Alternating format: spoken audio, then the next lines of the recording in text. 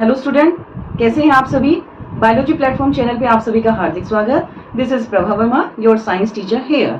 Today we are continuing with the chapter 1 of class 9th matter in our surrounding. Science subject है हमारा। Okay, आज जो है हमारा चैप्टर फिनिश होगा इस वीडियो में। इससे पहले जो हमारी वीडियोस गई हैं उन्हें आप अच्छे से ध्यान से देखें, क्योंकि उसमें आपके प्रैक्टिकल एग्जांपल्स भी मैंने यहाँ पे इंक्लूड किए हैं, ताकि आपके डाउट्स या आपके जो कंसेप्ट्स हैं वो बिल्कुल क्लियर हो जाए। तो आज का हमारा जो टॉपिक रहेगा दैट इज इवेपोरेशन। हिंदी में हम वाष्पीकरण कहते हैं, मतलब पानी का वाष्प में बदलना, ठीक है ना। तो सिंपल वे में अगर मैं कहूँ, एक लिक्विड का वाटर वेपर्स में चेंज होना या एक लिक्विड का एक गैसियस वेपर में कन्वर्ट होना, वो क्या है, evaporation. So the phenomenon of change of liquid into vapour. तो आप देख लें बेटा, एक स्टेट किसी दूसरी स्टेट में कन्वर्ट होने जा रही है एट एनी टेम्परेचर। वो किसी भी टेम्परेचर पे हो सकता है, जरूरी नहीं है कि जब उसका बॉइलिंग पॉइंट आए तब जाके ही इवेपोरेशन हो। बॉइलिंग पॉइंट से कम टेम्परेचर पर भी जो है इवेपोरेशन हो सकता है। एक लिक्विड जो है एक गैसियस फॉर्म के अंदर कन्वर्ट हो सकता है। तो इस प्रोसेस को हम कहते हैं इवेपोरेशन। ये तो बड़ी आसान सी बात हो रही है, कोई दिक्कत नहीं है। आप छोटी क्लासेस से भी इसको पढ़ते हो और अपनी एवरीडे लाइफ में आप ऐसे कुछ practical examples related to evaporation आप देखते भी हैं। तो क्वेश्चन जो यहाँ पे अराइज होगा वो क्या है, do we always need to heat और चेंज प्रेशर। क्या हमें जरूरत है हमेशा कि हम हीट करें, प्रेशर को चेंज करें for changing the state of matter, is it necessary. ठीक है, तो आज का क्वेश्चन ये अराइज हुआ हमारा। Okay fine. आप देखो बेटा, आप सबसे पहले यहाँ पे डायग्राम में देखें, मतलब आपको इवेपोरेशन को अपनी एवरीडे लाइफ के जो प्रैक्टिकल्स हैं उनसे रिलेट करना है। ऑलराइट, ठीक है। तो अब जैसा आप डायग्राम में देख रहे हैं कि वेट क्लोथ्स है, हमने उसको धूप में रख दिया, आपने देखा कि थोड़े टाइम के बाद तो वो ड्राई हो गया, है ना। तो आप यहाँ पे क्या देख रहे हैं, वेट कपड़े से क्या हो गया, जो गीला कपड़ा हमने लिया और उसको हमने कुछ टाइम के लिए धूप में रख दिया, तो आपने देखा वो ड्राई हो गया। ऑलराइट, इसका मतलब इवेपोरेशन हो गया। अब इवेपोरेशन तो किसी भी ओपन सरफेस से हो सकता है, ये भी बात आपको समझ में आई। आप देख भी रहे हैं यहाँ पे, या जैसे हम देखते हैं रिवर है या ओशियंस है या पॉन्ड्स हैं, उनमें भी कुछ टाइम के बाद गर्मियों में खासकर आप देखते हैं कि वाटर का लेवल थोड़ा सा डाउन आ जाता है। क्यों? क्योंकि इवेपोरेशन हो रहा है एक ओपन सरफेस से। तो यहाँ पे हम कैसे रिलेट करने हैं इवेपोरेशन को एवरीडे लाइफ प्रैक्टिकल से। अब ये इवेपोरेशन है, कैसे है, क्यों हो रहा है, ये हम देखते हैं। या नॉर्मली भी आप देखो, जैसे हम सर्दियों में या गर्मियों में आप बैठ रहे हैं धूप में, आपके हेयर्स वेट हैं, गीले हैं, आप धूप में बैठ गए, कुछ टाइम के बाद आपके हेयर्स बिल्कुल ड्राई हो गए, सूख गए, क्या हो गया, इवेपोरेशन हो जाएगा वहां से। अब यहाँ पे क्या होने वाला है कि जो वाटर सरफेस के आसपास जो वाटर पार्टिकल्स हैं या वाटर मॉलिक्यूल्स हैं, उनके अंदर हाई काइनेटिक एनर्जी है। हाई काइनेटिक एनर्जी होने की वजह से जो पार्टिकल्स सरफेस के आसपास हैं, वो उन फोर्स ऑफ अट्रैक्शन को आसानी से ब्रेक कर सकते हैं। और जब वो फोर्स ऑफ अट्रैक्शन को ब्रेक कर देंगे तो क्या होगा, molecules they start evaporating, they start vaporising, तो they will convert finally into gaseous vapour. तो हम क्या देखते हैं, गैसियस मतलब इवेपोरेशन क्यों होगा, क्योंकि जो लिक्विड के मॉलिक्यूल्स थे इनके अंदर हाइयर, जैसे जैसे थोड़ी सी हीट इनको मिलेगी तो इनके अंदर हाइयर काइनेटिक एनर्जी आएगी। काइनेटिक एनर्जी क्या है बेटा, ability to move. Kinetic energy के आते ही ये फोर्स ऑफ अट्रैक्शन को ब्रेक कर देंगे। तो मतलब एक जो जंजीर से ये बंधे हुए थे, एक बॉन्ड से जो ये बाइंड अप थे, उन्होंने इन सब को तोड़ दिया and they start evaporating, so they start vaporising. तो ये प्रोसेस हमारा क्या कहलाएगा, evaporation. So now next topic is factors affecting evaporation. अब हम यहाँ पे देखेंगे कि ऐसे कौन कौन से कारक हैं जो वाष्पीकरण को प्रभावित करते हैं। तो सबसे पहले हम क्या देख रहे हैं, इवेपोरेशन इंक्रीज होगा जब कौन से फैक्टर यहाँ पे एप्लीकेबल होंगे। तो फर्स्ट है बेटा यहाँ पे इंक्रीज ऑफ सरफेस एरिया। भाई अगर सरफेस एरिया बढ़ जाए तो क्या इवेपोरेशन बढ़ेगा या घटेगा, ये हमें देखना है। तो देखो पहले सोचते हैं इसको, हमने क्या किया, फॉर एग्जाम्पल एक आपने ब्लैंकेट को वॉश किया या एक बेडशीट को वॉश कर लिया। अब इसको जब हम ड्राइंग कर रहे हैं, मतलब जब आप धूप में सुखा रहे हो, सन ड्राइंग कर रहे हैं, वी स्प्रेड देम आउट, तो आप इसको क्या कर रहे हो, पूरा खोल के सुखा रहे हो। जब आपने ऐसा किया तो आपने देखा कि मैक्सिमम 15 से 20 मिनट में वो जो ब्लैंकेट था आसानी से सूख गया। क्यों? सरफेस एरिया ज्यादा होने की वजह से इवेपोरेशन, मॉलिक्यूल्स जो हैं वो अपना फोर्स ऑफ अट्रैक्शन को ब्रेक करना स्टार्ट कर देते हैं. They get higher kinetic energy and they start evaporating and the cloth which is spread out मतलब in sun it dries up. Okay, तो वो सारा सूख जाएगा जो भी ब्लैंकेट होगा धूप में. फाइन. अब उसी कपड़े को आप फोल्ड करके सुखाना चाहो तो आपने उसको 1 घंटे तक भी धूप में रखा, लेकिन आप देख रहे हैं फिर भी कहीं कहीं जो है उसमें मॉइस्चर है क्योंकि सरफेस एरिया आपने कम कर दिया था. नेक्स्ट आता है इंक्रीज ऑफ टेम्परेचर. अब टेम्परेचर इंक्रीज होगा तो क्या होगा, मोर पार्टिकल्स. तो मतलब 1 मिनट यहाँ पे मैं रीड आउट कर देती हूँ इसको दोबारा से. Increase of surface area. Evaporation जो है एक सरफेस फिनोमिनन होता है. So if the surface area is increased, rate of evaporation increase. ये मैंने आपको बता भी दिया. तो इवेपोरेशन एक सरफेस फिनोमिनन होता है बेटा, वो किसी भी ओपन सरफेस से, बल्कि आप यहाँ पे ओपन सरफेस भी लिखना चाहो तो वो भी गलत नहीं होगा. तो ओपन सरफेस एरिया से इवेपोरेशन ज्यादा होता है. Second factor, increase of temperature. More particle get enough kinetic energy to go out into vapor state. अब देखो बेटा, इसको भी प्रैक्टिकली समझते हैं हम. हमने क्या किया? हमने कुछ भी नहीं किया. हम क्या है, एक प्लांट है आपका. एक प्लांट ऑब्वियसली कहीं पर भी ओपन में रखा हुआ है.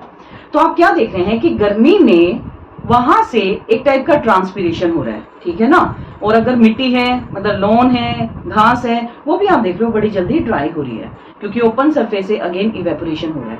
वहीं हम सर्दियों में क्या देख रहे हैं कि जो घास है वो थोड़ा लंबे टाइम तक वेट है, गीली है, मॉइस्चर उसमें रिटेन है. ऐसा क्यों है? विंटर्स में टेम्परेचर थोड़ा कम है तो इवेपोरेशन भी कम हुआ. समर में टेम्परेचर ज्यादा तो इवेपोरेशन भी ज्यादा.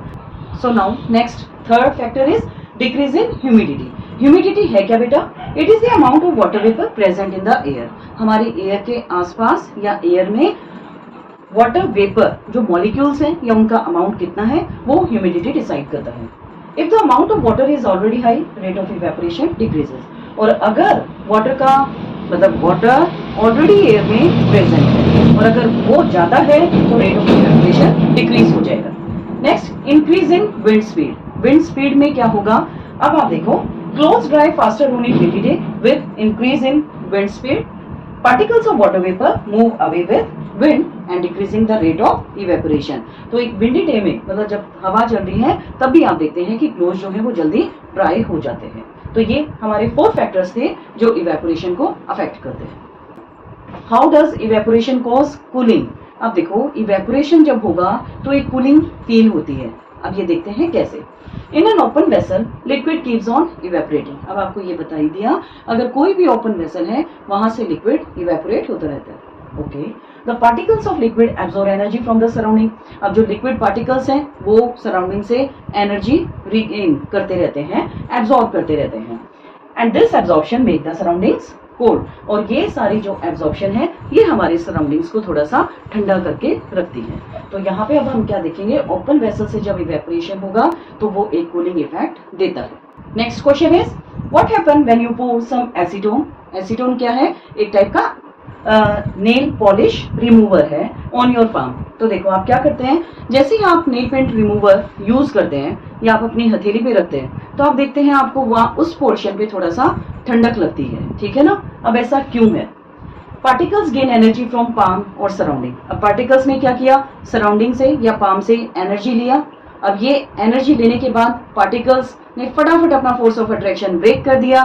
काइनेटिक एनर्जी आ गई और जो पार्टिकल्स थे वो फटाफट इवेपोरेट होने लगे. और जैसे जैसे ये इवेपोरेट होंगे वैसे वैसे हमें अपनी हथेली पे थोड़ा सा ठंडक फील होगी. ऑलराइट, तो अब आप ये भी देखें, जैसे थोड़ा बेटा पेड़ के नीचे बैठ के थोड़ी ठंडक हमें फील होती है ना. वो सिर्फ क्यों? क्योंकि आसपास जो पार्टिकल्स हैं वो इवेपोरेट हो रहे हैं जो एक कूलिंग इफेक्ट हमें एहसास करवाते हैं. Now next fact is why people sprinkle water on roof और ओपन ग्राउंड. आप देखते हैं गर्मियों में कई बार हम क्या करते हैं कि छत के ऊपर पानी गिरा देते हैं, स्प्रिंकल मतलब स्प्रेड कर देते हैं. ऐसा क्यों करते हैं? Just because of cooling effect. तो अब यही यहाँ पे पूछा गया है क्वेश्चन आपका, because large latent heat of vaporisation of water helps to cool the hot surface. आप क्या देख रहे हैं, जैसे कुछ लोगों को गर्मियों में रात को छत पे सोना पसंद है तो वो सोने से पहले क्या करते हैं, उस पूरी छत पे पानी गिरा देते हैं और थोड़ी देर के बाद ही जो छत है या वहां पे थोड़ी ठंडक हमें फील होनी शुरू हो जाती है, क्योंकि लार्ज हीट ऑफ वेपराइजेशन की वजह से वाटर जो है जल्दी जल्दी क्या हो गया, अगेन इवेपोरेट हो गया। इवेपोरेट होगा तो क्या देगा, एक कूलिंग इफेक्ट देता है। Alright, so now the very basic question, why should we wear cotton clothes in summer? हम गर्मियों में सूती कपड़े क्यों पहनते हैं? ये जो क्वेश्चन है बेटा आपकी एक्सरसाइज में मिल जाएंगे, तो इनडायरेक्टली मैंने क्वेश्चन भी यहाँ पे डिस्कस कर दिए हैं। Cotton is a good absorber of water, तो गुड एब्जॉर्बर है जो पानी को बड़ी जल्दी सोख लेता है। Helps in absorbing the sweat and exposing it to the atmosphere for easy evaporation. समझो, अगेन सेम बातें ही बार बार कही जा रही हैं। अब देखो, गर्मियों में हमारी बॉडी ज्यादा पर्सपायर करती है, मतलब स्वेटिंग ज्यादा होती है। स्वेटिंग ज्यादा होने की वजह से अब देखो, जिन लोगों में ज्यादा स्वेटिंग होती है वो उनकी स्किन या उनकी बॉडी थोड़ी सी ठंडक भी वहां पे हमें फील होती है। वो क्यों? अगेन अब जो मॉलिक्यूल्स हैं सरफेस पर या सराउंडिंग्स में, वो अगेन दे स्टार्ट इवेपोरेटिंग, क्योंकि वो सराउंडिंग से एनर्जी गेन कर रहा है। अगेन काइनेटिक एनर्जी ज्यादा, फोर्स ऑफ अट्रैक्शन को ब्रेक करेगा, the sweat it starts evaporating and living behind the body it feels cool. तो अब क्या होगा, कॉटन का कपड़ा अब क्या है, जल्दी वाटर को एब्जॉर्ब करेगा। आप देखते हैं कॉटन का कपड़ा जो है वो जल्दी वाटर को एब्जॉर्ब कर रहा है ना। अगर वेट भी जल्दी हो रहा है तो ड्राई भी जल्दी होगा। क्यों? क्योंकि जो उसमें एयर पार्टिकल्स हैं, एयर स्पेसेस हैं, they can easily move and can easily evaporate. So now the next question, why do we see water droplets on the outer surface of a glass containing ice cold water? मतलब आपको क्या करना है, एक tumbler या एक glass लेना है जिसमें पानी और आइस होना चाहिए। Left it undisturbed for some time and after some time watch what will you observe? अब आप क्या देखेंगे, जो आपका ग्लास है उसके सरफेस पे कुछ वाटर ड्रॉपलेट्स आपको नजर आने वाली हैं। क्यों? ये देखते हैं। Water present in air on coming in contact with cold glass of water loses energy. उसने एनर्जी लूज कर दिया and gets converted to liquid state. अब क्या हुआ, वो दोबारा से लिक्विड स्टेट में आ गया है, which we see as water droplet. तो आप क्या देखेंगे कि वो जो पानी जो दोबारा से लिक्विड स्टेट में आ गया था, वो छोटी छोटी वाटर ड्रॉपलेट्स की फॉर्म में आपको नजर आने वाला है। तो इस टाइम जैसे या आप देखते हैं जब गर्मियां हैं तो गर्मी में जैसे ही आपने फ्रिज से कोई वाटर बॉटल निकाला तो आप थोड़े टाइम के बाद देखेंगे कि जो ग्लास है उसके बाहर भी पानी बहुत सारा नजर आ रहा है। तो उसका भी बेसिक रीजन हमारा क्या रहेगा, evaporation. Alright, okay student, so this is the end of the chapter 1। Okay, आज हमारा चैप्टर 1 बिल्कुल फिनिश होता है। तो यहाँ तक आपके कोई भी डाउट्स नहीं रहेंगे, और फिर भी है तो आप कमेंट सेक्शन में अपने डाउट्स मुझे बताएंगे। और वीडियो को स्किप ना करें, बार बार अगर आपका कोई डाउट रहता भी है तो आप प्रीवियस वीडियोस पे जाएं, जो आपको फटाफट लिंक भी हम दे देते हैं, और डिस्क्रिप्शन बॉक्स में भी आप सारे जो टॉपिक्स हैं वो भी आप देखें कि कोई भी टॉपिक आपका हमने स्किप नहीं किया है। Totally NCERT based detailed study आपको बायोलॉजी प्लेटफॉर्म पे आसानी से अवेलेबल हो सकती है।